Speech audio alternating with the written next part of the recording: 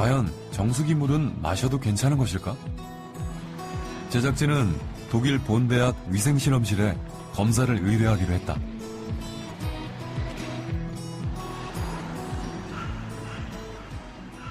이 대학의 수질 분석실. 국내에서 가장 많이 이용되고 있는 정수기를 직접 공수해 갔다. 국내 정수 방식의 80% 이상을 차지하고 있는 역삼투압 방식의 정수기. 현지에서 직접 정수기 물을 받아 검사하기로 했다. 정수기를 거친 물의 수질뿐만 아니라 물속에 함유된 성분까지 분석하는 검사. 특히 제작진이 주목한 것은 미네랄. 과연 정수기 물과 미네랄과는 어떤 상관관계가 있을까?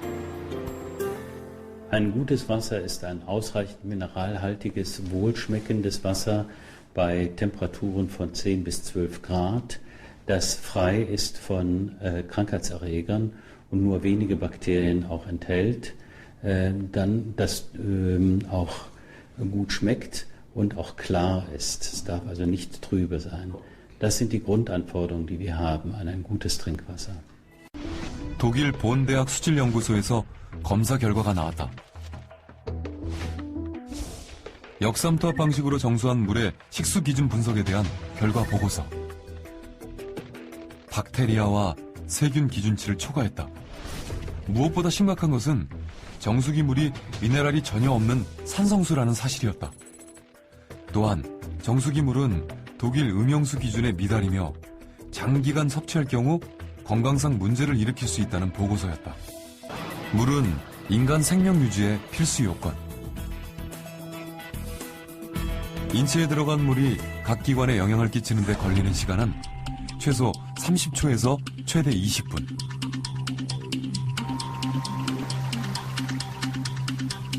이때 가장 중요한 역할을 하는 것은 미네랄. 물속에 녹아있던 각종 미네랄이 혈관을 타고 흘러 인체 각 기관이 제대로 작동할 수 있도록 하는 것이다.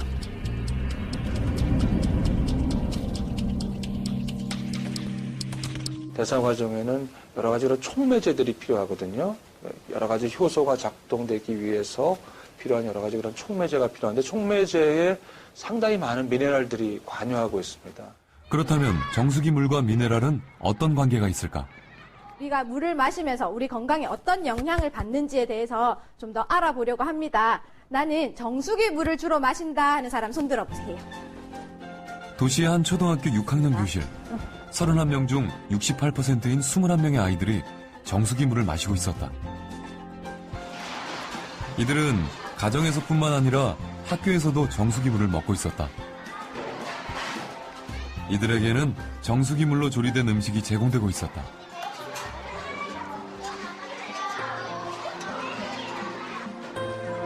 점심 식사를 마친 후 마시는 물도 정수기 물이었다.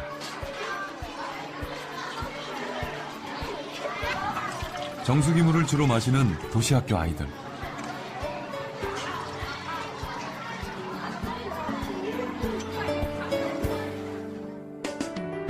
이들의 인체 내 미네랄은 어떤 상황일까? 모발 검사를 실시했다. 모발에 함유된 미네랄 성분과 양을 통해 인체 내의 미네랄 상태를 알아보는 기법이다. 인체 내에 미네랄이 부족하면 체액 속에 미네랄이 빠져나와 머리카락에 축적되는 현상에 착안한 검사 기법이다. 정수기 물을 마시는 10명의 도시학교 어린이들을 대상으로 했다. 또 다른 학교. 정수기를 사용하지 않고 농촌 지역 초등학교를 찾았다. 그냥 먹거나 끓여서 먹는 친구들 손 들어보세요. 20명 중 90%인 18명이 수돗물을 마시고 있었다. 이들이 마시는 물은 산속 계곡물을 상수원으로 하는 수돗물. 학교 급식 조리에도 역시 수돗물을 이용하고 있었다. 수돗물을 이용해서 만든 음식을 먹고 역시 수돗물을 마시는 농촌 지역 어린이들. 이들의 인체 내 미네랄은 어떤 상태일까?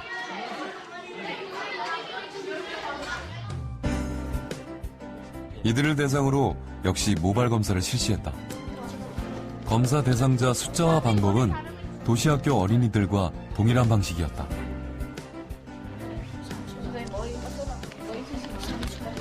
두 학교 학생의 모발 분석은 메디넥스에 의뢰했다.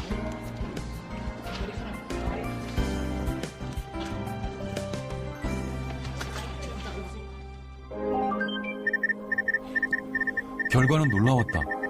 도시 초등학생의 경우 10명 중 6명이 칼슘 부족 현상을 보였다. 반면 농촌 지역 학생들은 1명을 제외한 나머지 9명은 정상치였다. 마그네슘 부족 현상도 확인됐다. 도시 학생의 경우 7명, 농촌 학생은 5명이 마그네슘 부족 현상을 보였다. 왜 이런 결과가 나왔을까? 역삼투압 방식의 그 물을 먹다 보면은 미네랄 이온이 전혀 없기 때문에 칼슘이 부족하게 되고, 그 칼슘을 부족을 막아주기 위해서 조직 속에 있는 칼슘이 빼서 혈액 속으로 들어가게 되고, 그 많아진 혈액 속에 있는 칼슘이 모발에 반영되고 있기 때문에 우리 몸은 산성화됐다라고 볼 수 있는 것입니다. 그래서 이 미네랄의 중요성이 칼슘, 마그네슘, 특히 자라나는 어린애들한테 아연 이런 부분은 성장 발달에 아주 중요한 원소이기 때문에 그 자체를 검사하는 것만으로도 중요한 의미를 가질 수 있다라고 말씀드릴 수 있겠습니다. 정수기 물을 주로 마시는 도시 학생들의 미네랄 부족 현상. 이들이 마시는 정수기물 자체에 미네랄이 부족한 것으로 추정됐다. 미네랄은 아동뿐만 아니라 태아에게도 결정적인 영향을 끼친다. 뱃속의 태아는 모체에 의해 모든 것이 결정된다. 모체의 양수 속에서 10달을 자라는 태아. 이때 태아의 성장에 필요한 모든 영양소는 모체와 연결된 탯줄로 공급받는다. 영양소는 물론 생명에 필요한 각종 미네랄 역시 탯줄로 공급받는다. 따라서 산모가 마시는 물이 태아에게 결정적인 영향을 끼치는 것이다. I would definitely not recommend that because there are studies that people drinking low mineral water have effects on their children. So they shouldn't do it. The minerals will be washed out. 출산이 임박한 임산부. 긴장 속에서 새 생명의 탄생을 기다리고 있다. 이 산모는 어떤 물을 마셨을까? 양수가 많이 부족하다 해서 그때부터 1.5리터짜리 물을 한 2병씩 정도 먹었어요. 집에 정수기가 있나요? 예, 있습니다. 정수기 물도 많이 받아 드셨겠네요. 예. 신생아실로 옮겨진 아이들. 이들에게는 위생적으로 잘 처리된 우유가 공급된다. 그런데 이 우유를 탄 물이 대부분 정수기 물, 즉 각종 미네랄이 거의 없는 물인 것이다.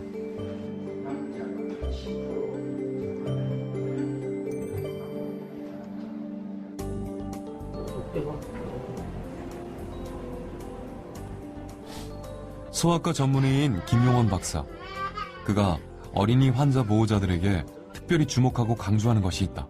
바로 미네랄이다. 그런 어떤 역삼투 방식의 정수기 물을 계속 먹으면 필요한 미네랄이 좀 결핍되는 수가 있어요. 특히 태아와 유아에게는 물이 중요하다. 태아는 인체의 95% 이상, 성인은 70%, 그리고 노인은 약 60%가 수분으로 이루어져 있다. 우리 몸은 20, 30%의 세포가 7, 80%의 물 속에 떠 있다고 생각하면 되죠. 이 물이 특히 또 일정량의 미네랄이 굉장히 결핍되어 있다면 우리 신체 어떤 것보다도, 어떤 약을 먹는 것보다도, 어떤 음식을 먹는 것보다도 가장 중요한 그 요소가 될 수 있죠. 울산과학대학에 정수기 물과 수돗물의 미네랄 함유 분석을 의뢰했다. 물속에 함유된 각종 미네랄의 성분과 양을 분석할 수 있는 최첨단 분석기. 분석 결과는 예상을 뛰어넘는 것이었다. 정수기를 통과한 물은 대부분의 미네랄이 제거됐다. 정수된 물은 증류수 상태였다. Water without minerals is like rainwater or distilled water. which we for generations have known that we shouldn't drink because it drains the body of minerals in case you don't get them from other sources.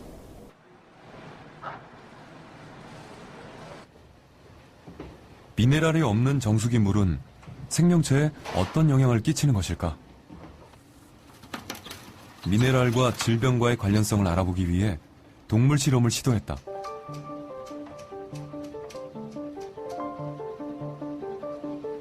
실험 대상 질병은 대표적인 현대 성인병인 당뇨. 실험용 쥐에 당뇨를 유발시켰다.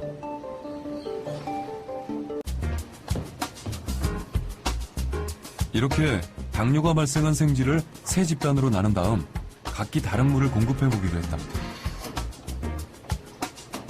한 집단엔 정수기물, 다른 집단엔 당뇨에 효과가 있다는 크롬이 함유된 물, 그리고 나머지 집단엔 미네랄이 풍부한 심층수를 공급했다.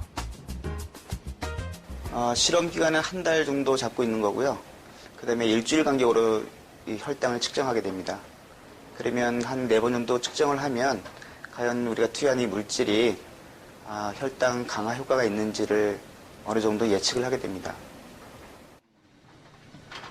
마시게 하는 물만 다를 뿐 실험 대상 쥐에게는 똑같은 먹이가 공급됐다. 4주 후 어떤 변화가 있었을까?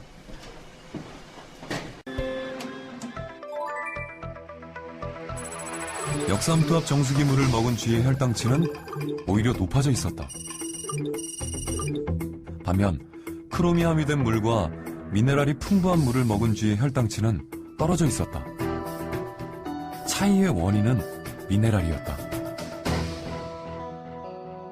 그 미네랄이 그런 췌장이라든가 그런 우리 세포 그리고 여러 가지 효소에 영향을 미치기 때문에 그 당 대사 그리고 그 인슐린의 그 저항성 이런 부분에 긍정적인 영향을 미치기 때문에 그 혈당 저하가 나타나게 됩니다. 미네랄이 부족한 물을 오랫동안 마실 경우 어떤 현상이 발생할까? 최근 이 병원엔 다양한 증상을 호소하는 환자가 늘고 있다. 까닭 모를 두통과 불면증 등으로 병원을 찾은 30대 이묘정 씨. 가정의학과 유병행 교수는 원인도 뚜렷하지 않은 이런 증상에 대해 미네랄과의 연관성에 주목하고 있다. 이묘정 씨의 모발을 채취, 미네랄 검사를 실시했다. 검사 결과는 예상대로였다. 이묘정 씨에게 심각한 미네랄 부족 현상이 발견된 것이다. 두통이나 불면증의 원인도 미네랄 부족인 것으로 판단됐다. 마그네슘이 상대적으로 칼슘에 비해서 많이 상당히 떨어져 있기 때문에 전신도 근육통이라든지 두통이라든지 이런 통증들 관련된 증상들이 많이 나타날 수가 있고, 담백하고 좀 아까 얘기하는 골고루 색깔이 무지개 색깔이 있는 음식들을 천연적인 걸 섭취하는 게 제일 중요하고, 미네랄의 풍부한 맹물 먹는 게 훨씬 나을 수가 있죠. 물은 많이 먹어서 절대 해드릴 게 없습니다.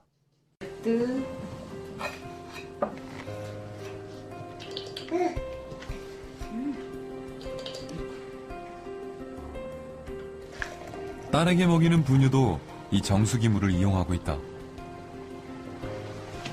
미네랄이 전혀 없는 역삼투압 방식의 정수기 물. 이 물로 탄 우유를 먹여도 괜찮은 것일까? 어른들인 경우에는 다른 반찬이라든지 다른 음식을 통해서 보충이 되지만은 특히 우유나 젖을 먹는 어린 영아들이나 그런 학동기 아이들에게 미네랄이 전혀 없는 물을 먹게 되면 여러 가지 칼슘이라든지 포타슘이라든지 또 아연, 또 철분 또는 이런 요오드 같은 우리 몸에 꼭 필요한 물질들이 상당히 결핍되기 쉽습니다. 그래서 신경 기능에 이상을 가진다든지 그런 성장에 지연을 온다든지 그런 어떤 성격의 이상 같은 걸 초래할 수도 있습니다.